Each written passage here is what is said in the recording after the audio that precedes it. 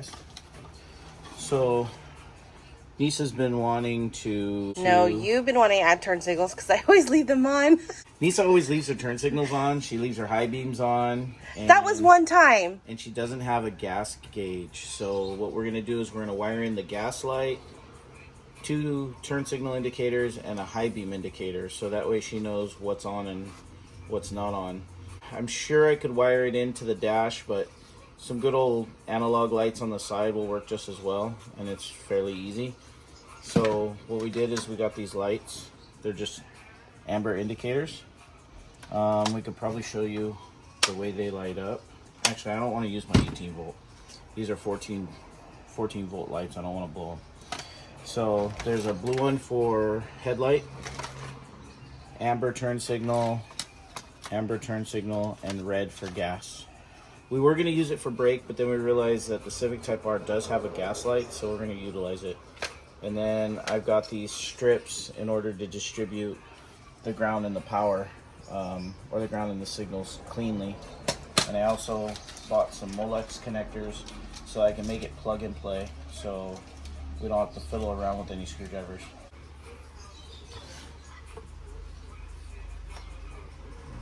So this is completely flat, so we'll use this as a gauge to know where flat will be.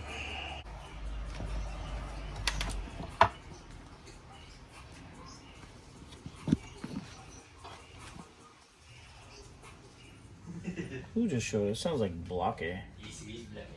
Look at this guy. Oh! What's up? What's up, Block A? You turn that light on right there, Chandler. Boom. Yeah. It's like the lights Huh? Well, we already did the indicator lights and mounted them. Now we're going to solder everything up. Oh, and I mounted this block here. That's where I'm going to make all the connections and put the Deutschwerk connector on the other end, so that way we can disconnect and connect the cluster very easily without having to use any screwdrivers. Oh, I bought the bulbs from Industrial Electronics over off of Tailing, down the street from Bob's Barbecue. Ooh. What's your favorite at Bob's Barbecue? The barbecue mix plate, all rice. All rice? Oh yeah, you don't like mayo, huh? So I do not like mac salad. I leave that to you guys. Bob's Barbecue would be a hibachi chicken, bro. Yes. Hibachi. Really? Yeah, Yeah. hibachi chicken. Really? Yes. Yeah. That fucking is good. Why didn't you bring some with you? What? That's alright. Chowder came from work and didn't even bring any Red Zone poke. Oh. You came to drop off what? Toilet paper. COVID-19 problems.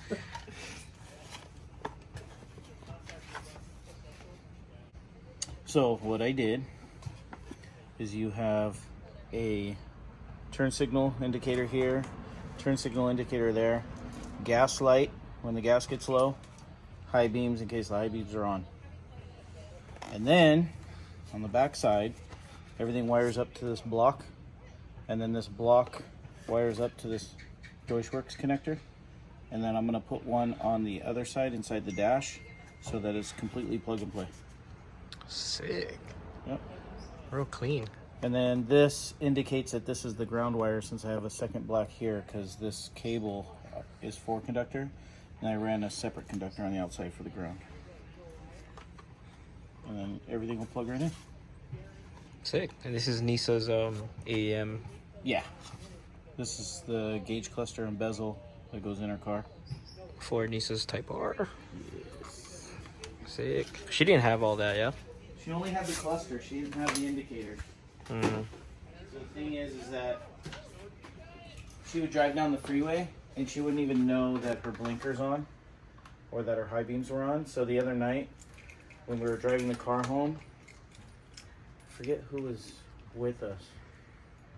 Oh, it was you. No, It was Willie. Yeah, it was Willie and her, and I couldn't see. I couldn't see because she was blinding me with her high beams. So yeah, there it is. All plug and play. All plug and play. There. Yeah, with that being said, now she'll see if her blinkers are working or her high beams, and she'll know if she's running low on gas.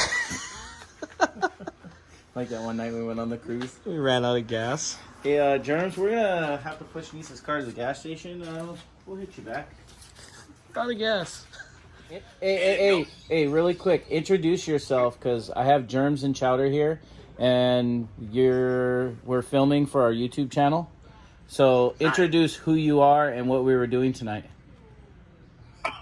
My name is Rice. People call me Rice forever. And we were mobile tuning a car, remote tuning a car. Thank you, Jeremy. I appreciate it. Even though my fucking cat melted. Yeah, so what we were doing is we were street tuning his car via a hotspot, and we were trying to get the car running, but we noticed that it always had a slight hiccup when he would rev it up. So we thought maybe it was just an injector issue. So he started to drive the car, and the car started to get worse and worse and worse. Pretty soon it started to overheat, and then the car wouldn't stay running at all. And he could hear something rattling underneath the car. So he remembered that the car, when he bought it, came with a cat, and he didn't know the condition of the cat. So he basically had to tow the car home, which was like 3-4 blocks away or whatever it was. Get the car home, jacked it up, took the cat out, and he said that the cat looks like it completely melted into oatmeal cookie dough. You know, I'll probably be home before you get off work or whatever, and then we could just link up and get it tuned. Yeah, most definitely. I think the cat gets here Friday. My spark plug get here Saturday, so if they're not here in time. Oh, well then we can just do Sunday. So just let me know. Perfect. Yeah. Yeah, I appreciate you, Jeremy. Thank you for the tune, or the attempted tune. Yeah, no worries. And I'll have her back up and running, and let me know however much the total is, and I'll get that to you ASAP. Okay, sounds good. All right, buddy. Thank All right, you. brother. Later. Peace. I do tune cars remotely, even street tune them, as long as you have a solid hotspot and a laptop that has a full battery on it. And an O2 sensor. And a good O2 sensor, a wideband that's hooked up to the S300. I can basically, while you're driving around, I can tune your vehicle. That way, we don't have to do a lot of emailing back and forth. I have guys that data log and send me stuff, and then I'll look at it, and then I'll send it back, and vice versa. That just takes a long time. This way, it's just like if I was there tuning the car or if the car was on the dyno. But you need to be competent enough to know your car, know how to change your spark plugs and all that stuff. If you're the kind of guy that just needs somebody to do it all for you, then I recommend taking it to a dyno, so that way somebody could drive the car on the dyno, take care of your spark plugs, take care of any little mishaps that need to happen or any adjustments with injectors and stuff like that. So, but we could still get it done even without a dyno. Yeah. So. Did we film Willie swapping his car? No, yeah, we were just kind of jamming. we didn't film swapping Willie's car. Well, but Willie had a single cam in his coupe, and what happened was it started to die. So we it were was like, running on 3 cylinders, but we always thought it ran funny, and we never really did a compression check. But it ran okay, and then we found out, like, one day we just said, you know what, let's just do a compression check. And we found out one of the cylinders was dead. It's just a dead valve coming out of the exhaust side. so using everybody's spare parts that Yeah. Randy had and we all had, we threw Randy, something. Dickie, me, Chowder, Blake, you, Randall, Yeah. We had just all everybody. ended up putting together this B20 non-vtec long block and then a with GSR with trans, GSR trans. and we ended up Shout out to Dickie. Shout out to Dickie for that GSR trans. that he didn't know about. He didn't know until we had to open it because the case was cracked. Yeah, so Ryan, Randy's brother, had vtec heads for sale a while back. And I said, hey, Ryan, you mind if we just start putting some money down on a head for Willie? And Yeah. we have a fully machined, ready to go onto the car head with skunk tube valves and valve train.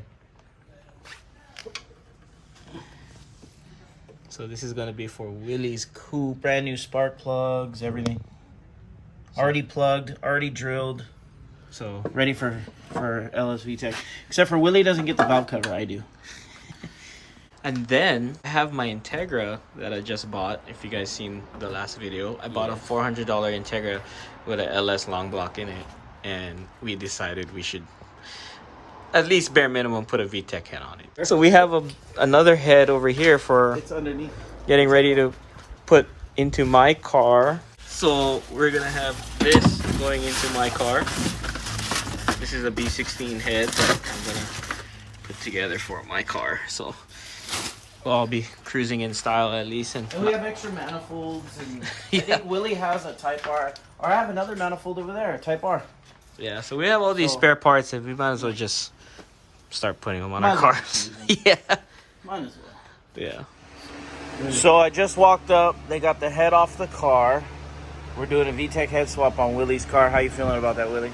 You ready for this? And Dickie here, he's about to cut the mount to fit the starter because they're sick and tired of trying to get the starter out when there's an issue with it. So.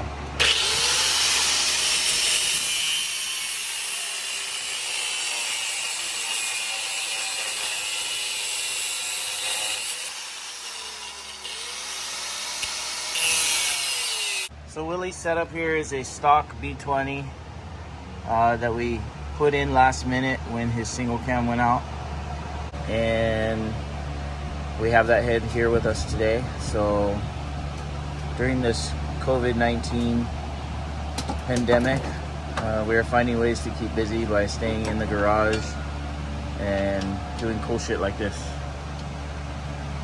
So right now we're taking off the pressure sensor. We'll add the AN fitting so we can connect the VTEC head with the oil pressure switch, or oil pressure, to get VTEC to come on. This is the budget VTEC build. Budget is correct. All right, so we're putting the head studs in now. When you do a VTEC head swap on a B20 or an LS, you cannot use the stock head bolts that come with the B20 or the LS because they are a different size.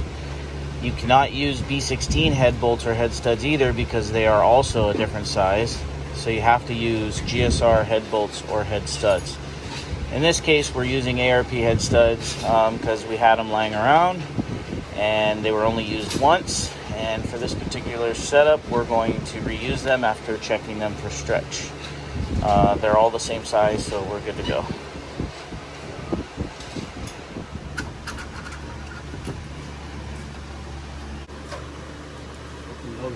Dog hair all over it.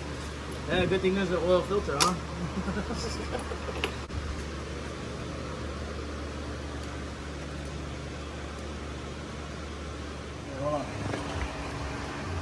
All right, it should start. You ready? Yeah. All right, go ahead. Shut it off. Never plug the bottom one. All right, we got a leak.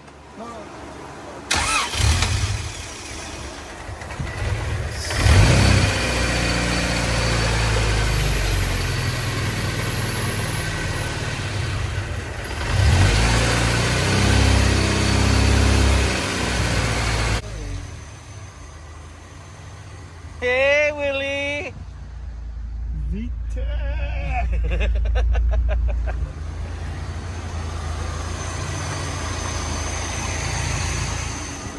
Hey, Zachy boy. Yeah.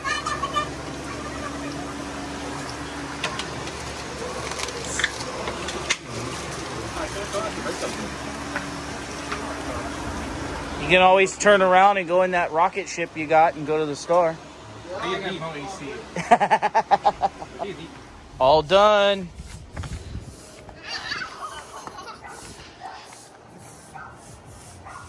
How'd it feel, Willie?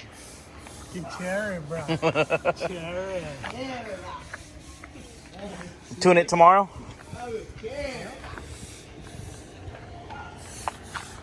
Brand new B20B. Oh, the 1999. Time to save it. It's the 1 day vtec head swap. Actually, it only took us, what, a few hours? With eating? AC. That's it, Willie. Yep. AC.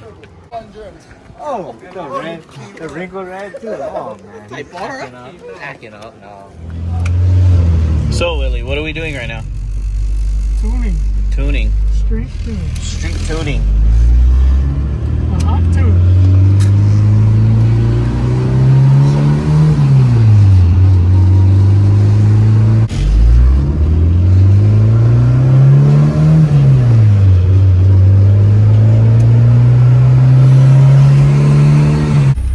Hopefully it lets you go and not them. Yeah, see, it's gonna let them go. So if I were you, I'd just go after this.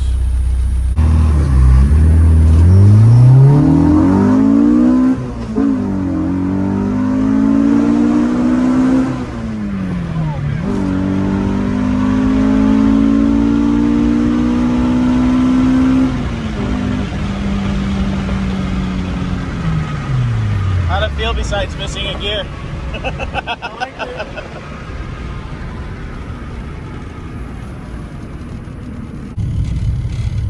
No, car still has AC. Should. I didn't touch your AC. Unless you broke your AC. Probably just broke it on that little corner. No, coming. You got AC and everything.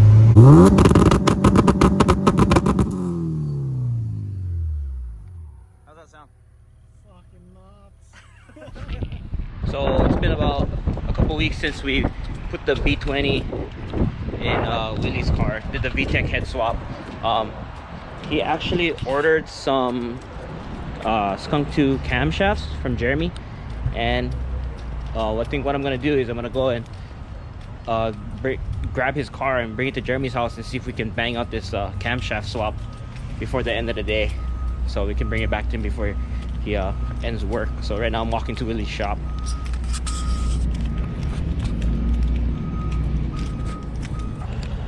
Hey, what's up, guys? Working? Yeah. Hey, Willie. Hey, Jeremy. I'm gonna steer your car for the day. Hopefully we can finish them before you finish work. Pretty sure I can. Can? See if you can check that small oil leak. Please. Yeah. Yeah. Let me show James what I'm talking about. So, this little trail, yeah. Mm. And it goes to the back somewhere. And no mind blue paper towel, shop towel. Because you get oil that splash out and you hit vtec, so I put that down. It can be perfect. Yeah. It cannot be our car if it's perfect. You know what I'm saying? But, Oh yeah. I don't know. Was it Uncle Alex's M5? Probably, yeah. yeah, so maybe. Okay, I'm gonna steal this and then I'll catch you guys later. I'll be back. AC work. Oh, cherry, because it looks like it's about to rain today. Right now, I just got Willie's car, and I'm going to be heading to Eva now. It's so awesome to drive something so comfortable. It has ice cold AC, and it's amazing. Honda AC, rare and amazing. But yeah, I'm on my way now. I'm going to be going to Jeremy's. We're going to put some Skunk 2 camshafts in this V20 VTEC coupe, and yeah, let's see what the rest of the day has in store for us. Looks like the weather's gonna be a little bit shitty, but it's all good. Not very far from where we just came from. Willie just called me and wanted to make sure the trunk was closed because he said that it looked open.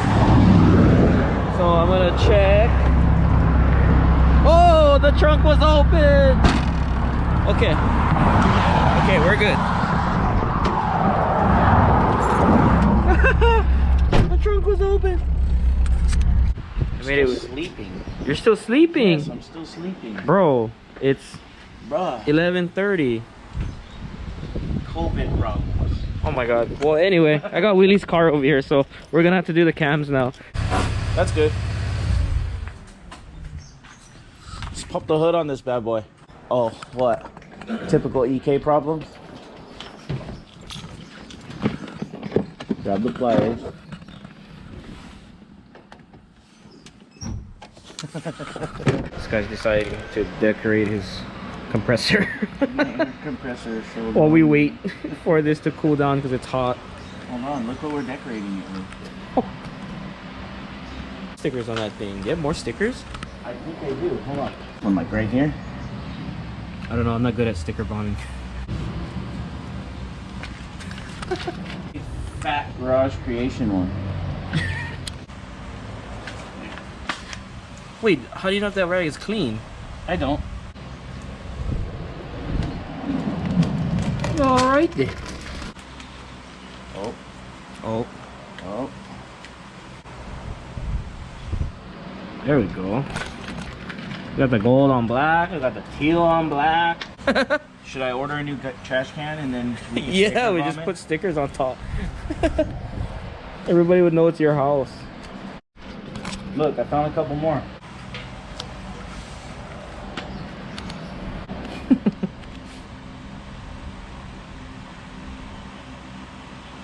Here we go. You ready, Willie? Now, people are gonna ask what camshaft we went with on our stock B20 VTEC. We went with Honda B Series Stage 1 camshafts because the pistons in this B20 are completely stock and the valve reliefs are not very deep at all. And what happens is if you use anything larger than a Stage 1 cam, the valves hit the piston when you engage VTEC. I know of some engines that have ran Stage 2 cams and been lucky enough not to hit the valves, but they kind of tap the valve, but they still live. I think Randall had a B20 like that. I don't know if he used a thicker head gasket or what, but we're just gonna play it safe and stay with some Stage 1s so we don't have to play the engine and all that. Doesn't get any newer than this. Sweet.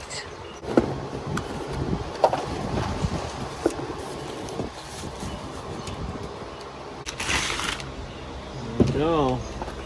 Check out that Skunk 2 logo.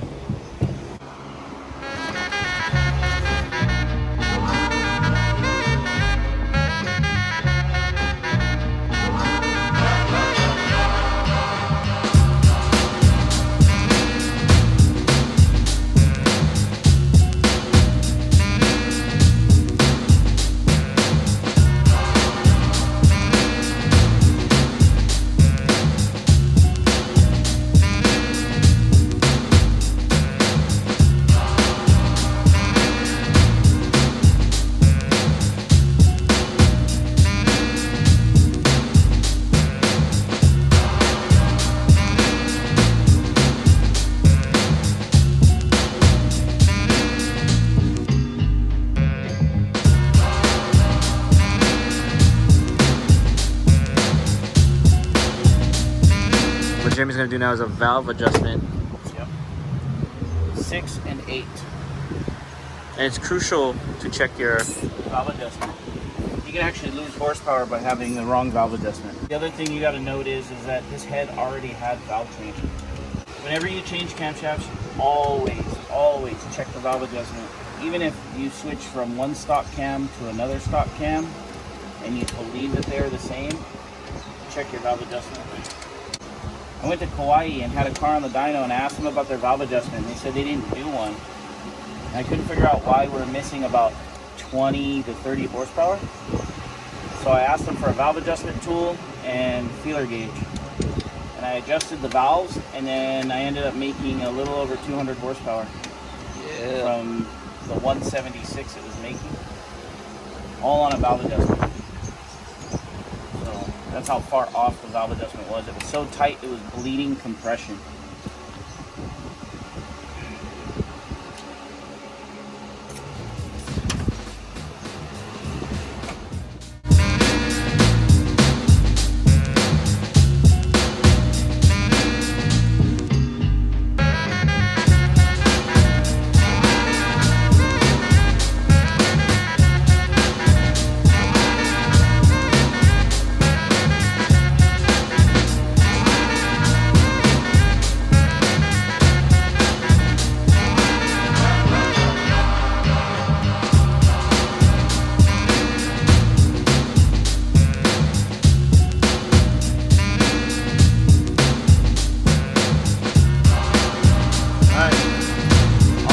Camshaft install, first startup.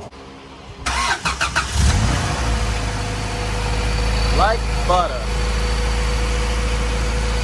Went from stock V17 cams to skunk 2 stage 1s.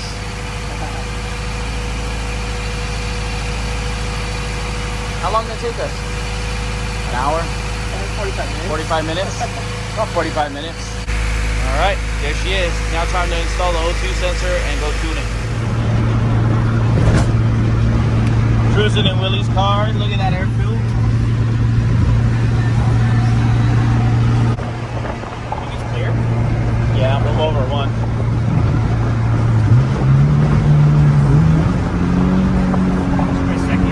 Try it. Try it. Yeah, go.